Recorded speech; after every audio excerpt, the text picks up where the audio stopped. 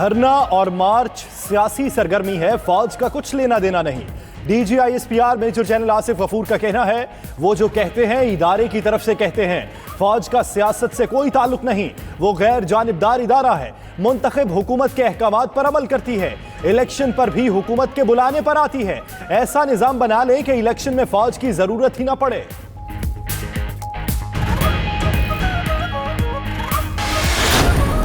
इंशाअल्लाह 12 रबीउल अव्वल को इस आजादी मार्च को हम सीरत तैयबा कॉन्फ्रेंस में तब्दील कर दें। खुदा न करे अगर अगला बजट भी इन अहलों के हवाले हो गया तो पाकिस्तान मुकम्मल तौर पर बैठ जाएगा।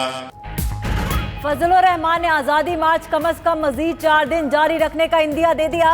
शुरका से खिताब में कहा, 12 रबीउल अव्वल को आज़ादी मार्च सीरतुन नबी सल्लल्लाहु अलैहि वसल्लम कॉन्फ्रेंस में तब्दील कर देंगे। मजीद बोले, एक तरफा एहतसाब नहीं चलेगा, वो मुल्क बचाने आए हैं। अगला बजट भी मौजूदा हुक्मरानों ने पेश किया तो पाकिस्तान दिवालिया हो जाएगा, उन्हें मजीद मोहलत नहीं देंगे। जलसे से एहसन इकबाल, नैयर बुखारी, महमूद अचकजई का भी खिताब।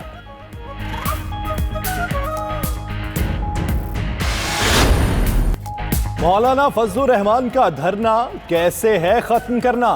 हुकूमत की अपोजिशन से मुज़ाकरात में डेडलॉक खत्म करने की कोशिशें। परवेज इलाही की 36 घंटों में मौलाना से तीसरी मुलाकात। कहते हैं मुस्बत पेशरफ्त हो रही है, सब्र और मेहनत की जरूरत है।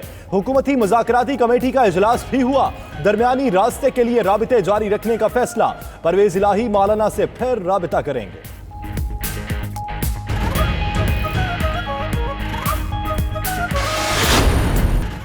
इस्लामाबाद में आज़ादी मार्च का मैदान, मौसम ने लिया शुरका का कड़ा इम्तिहान।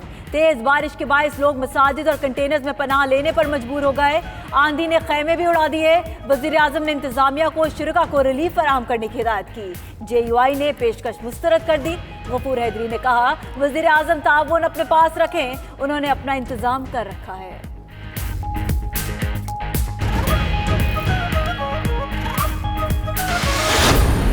नवाज शरीफ सर्विसेज अस्पताल से अपनी रिहाइश जाती उमरा मुंतकिल है। मरियम नवाज भी हमरा थीं।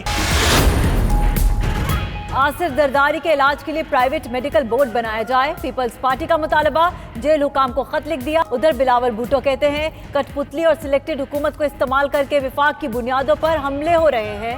भुट्टो खानदान को कभी इंसाफ नहीं मिला।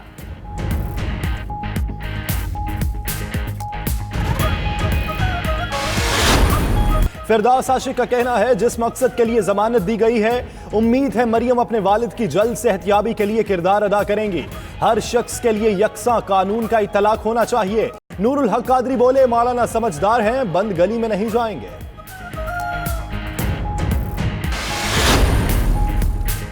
चेयरमैन नैब की ज़ेर सदारत एग्जीक्यूटिव बोर्ड का इजलास, 5 इंक्वायरीज की मंजूरी। साबिक सूबाई वजीर अमानतुल्लाह खान और दीगर के खिलाफ इंक्वायरी होगी। PPL और वजारत पेट्रोलियम के मुलाजमों के खिलाफ इंक्वायरी की मंजूरी। CD अफसरान और एहलकारों के खिलाफ तहकीकात की भी मंजूरी दी गई। चौधरी मुनीर, गुलाम रबानी खर और हिना रबानी खर के खिलाफ इंक्वायरीज बंद कर दी गई।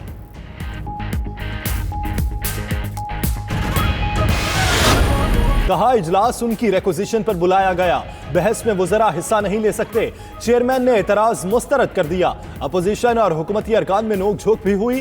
गफूर हैदरी तकरीर के दौरान आज़म सवाती के बोलने पर नाराज। बिलावल भुट्टो से मुताल्लिक फैसल जावेद के रिमार्क्स पर मौला बख्श बरहम।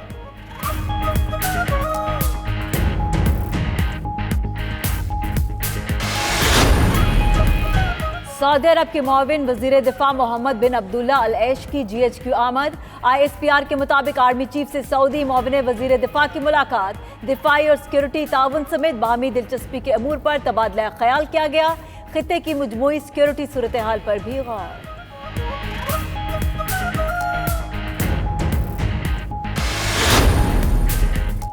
करतारपुर राहदारी मंसूबे के इफ्तिताह का वक्त करीब आ गया। वज़ीर आज़म इमरान खान 9 नवंबर को इफ्तिताह करेंगे, भरपूर तैयारियां जारी।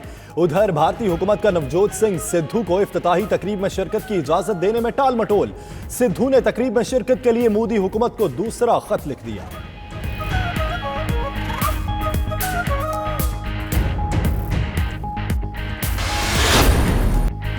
सर्दी की धीरे धीरे पेशकदमी, बालाई इलाकों में पहाड़ों पर बर्फबारी। नारायण कागान में 6 इंच तक बर्फ पड़ चुकी। कुमराट, लवारी टॉप, अशीरा दरा और बिन शाही में भी सफेद गालों की बरसात। नथिया गली और ठंडियानी में झालाबारी। मरी और मैंगोरा में भी बादल खुलकर बरसे। कोटली, मीरपुर, जेहलुम, ठट्ठा, दीगर कई इलाकों में भी बारिश हुई।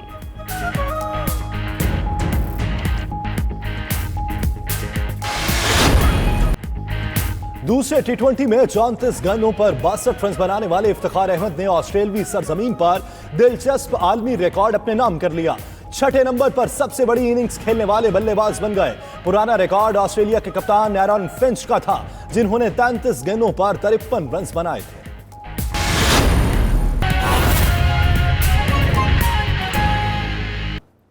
तो नाजरीन, बीजेपी रहनुमाओं के शगुफे आपने सुन लिए, अब हकीकत होता है ख्वाब भी देख लीजिए। पाकिस्तान ने सिख बरादरी से किया गया वादा वफा करके सिख मजहब के बानी बाबा गुरु नानक देव जी से मोहब्बत का अमली नमूना पेश कर दिया। दुनिया भर की सिख बरादरी खुशी से निहाल। बैनुल-अक़वामी सरहद से 4.5 किलोमीटर पर दुनिया का सबसे बड़ा गुरुद्वारा दरबार साहब यात्रियों के खैर मकदम के लिए तैयार। दुनिया भर और पाकिस्तान की सिख बरादरी से मुशावरत के साथ करतारपुर राहदारी मंसूबे का पहला मरहला 11 माह की रिकॉर्ड मुद्दत में मुकम्मल। कुल मंसूबा 823 एकड़ गुरुद्वारा कॉम्प्लेक्स 330 एकड़ पर मुहित है। पाकिस्तान भारत सरहद 0 पॉइंट पर गेट नस्ब, नानक नाम लेवाओं की रहनुमाई के लिए साइन बोर्ड नस्ब, इमिग्रेशन बॉर्डर टर्मिनल की तामीर मुकम्मल। टर्मिनल पर सब्ज हिलाली परचम लहराने लगा। छत भी पाकिस्तानी परचम से मुज़य्यन। टर्मिनल में 76 कंप्यूटराइज्ड काउंटर्स कायम, 50 मजीद दस्तयाब। तादाद 152 तक बढ़ाई जा सकेगी। राहदारी से यौमिया 5000, अहम त्योहारों पर 10,000 यात्रियों की आमद होगी। पहले दिन यात्री बगैर वीजा $20 बगैर अदायगी बगैर पासपोर्ट, जबकि बाद अज़ां $20 फीस की अदायगी हमराह पासपोर्ट पैदल 15 अफराद के ग्रुप बजरिया बस, इलेक्ट्रिक कार्ट या पैदल गुरुद्वारे तक पहुंचकर आजादाना मजहबी रसूमात अदा कर सकेंगे। उधर भारतीय हुकूमत नवजोत सिंह सिद्धू की दुश्मन बन गई। करतारपुर राहदारी की इफ्तिताही तकरीब में शिरकत के लिए सिद्धू को इजाजत देने में टाल मटोल से काम लेने लगी है। नवजोत सिंह सिद्धू ने इफ्तिताही तकरीब में शिरकत के लिए मोदी सरकार को 1 हफ्ते में दूसरा खत लिख दिया। सिद्धू के खत पर मोदी सरकार ने मुजरिमाना खामोशी इख्तियार कर रखी है। 62 अरब रुपए तरक्याती पैकेज का जिक्र किया था, उसका कोई जिक्र नहीं है। आपने वजीर आजम ने कराची से इंतखाबात जीते तो ग्रीन लाइन के ऊपर प्रायोरिटी होती, K4 पर प्रायोरिटी होती, कोई नज़र नहीं आई। अगर कराची आपकी दिलचस्पी का महवर होता तो आप कराची सर्कुलर रेलवे के बारे में जो इस मुअज़्ज़िज़ सिंध असेंबली की करारदाद है, जो वज़ीर आला सिंध के लिखे हुए खतूत हैं, जो कि बार बार वफाकी हुकूमत को बावर करा रहे हैं कि कराची सर्कुलर रेलवे को प्रायोरिटाइज करने की ज़रूरत है, और वज़ीर आज़म चीन के दौरे पर ये मेक श्योर करें कि कराची सर्कुलर रेलवे पर काम हंगामी बुनियादों पर स्टार्ट हो।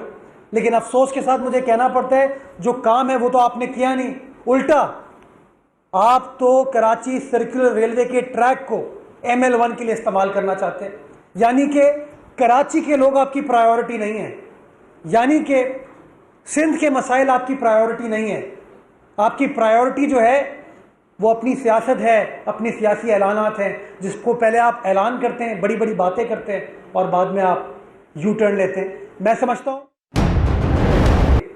अगर आपको इतनी दिलचस्पी होती गवर्नर साहब सिंध की आवाम के मसाइल हल करने में, तो आपने पिछले 14 माह में अपना कोई मुस्बित किरदार अदा किया होता। अगर वफाकी हुकूमत इंटरेस्टेड होती सिंध की आवाम के मसाइल हल करने में, तो जो PSDP है, बजट बुक है वफाकी हुकूमत की, उसके अंदर सिंध को प्रायोरिटाइज किया जाता। लेकिन अगर आप PSDP देखते हैं तो उसमें जो थरपारकर के लिए अस्पताल का ऐलान किया था वज़ीर आज़म ने, उसका कोई जिक्र नहीं है। जो हैदराबाद की यूनिवर्सिटी का इफ्तिताह किया था इस्लामाबाद में बैठ के, उसका भी कोई जिक्र नहीं है। जो कराची शहर में आपने 162 अरब रुपए तरक्याती पैकेज का जिक्र किया था, उसका कोई जिक्र नहीं है। आपने वज़ीर आज़म ने कराची से इंतखाबात जीते तो ग्रीन लाइन के ऊपर प्रायोरिटी होती, K4 पर प्रायोरिटी होती, कोई नज़र नहीं आई। अगर कराची आपकी दिलचस्पी का महवर होता तो आप कराची सर्कुलर रेलवे के बारे में जो इस मुअज़्ज़िज़ सिंध असेंबली की करारदाद है, जो वज़ीर आला सिंध के लिखे हुए खतूत हैं, जो कि बार बार वफाकी हुकूमत को बावर करा रहे हैं कि कराची सर्कुलर रेलवे को प्रायोरिटाइज करने की ज़रूरत है, और वज़ीर आज़म चीन के दौरे पर ये मेक श्योर करें कि कराची सर्कुलर रेलवे पर काम हंगामी बुनियादों पर स्टार्ट हो। लेकिन अफसोस के साथ मुझे कहना पड़ता है, जो काम है वो तो आपने किया नहीं, उल्टा आप तो कराची सर्कुलर रेलवे के ट्रैक को ML1 के लिए इस्तेमाल करना चाहते हैं। यानी कि कराची के लोग आपकी प्रायोरिटी नहीं है, यानी कि सिंध के मसाइल आपकी प्रायोरिटी नहीं है। आपकी प्रायोरिटी जो है वो अपनी सियासत है, अपनी सियासी ऐलानात हैं, जिसको पहले आप ऐलान करते हैं, बड़ी बड़ी बातें करते हैं और बाद में आप यू टर्न लेते हैं। मैं समझता हूँ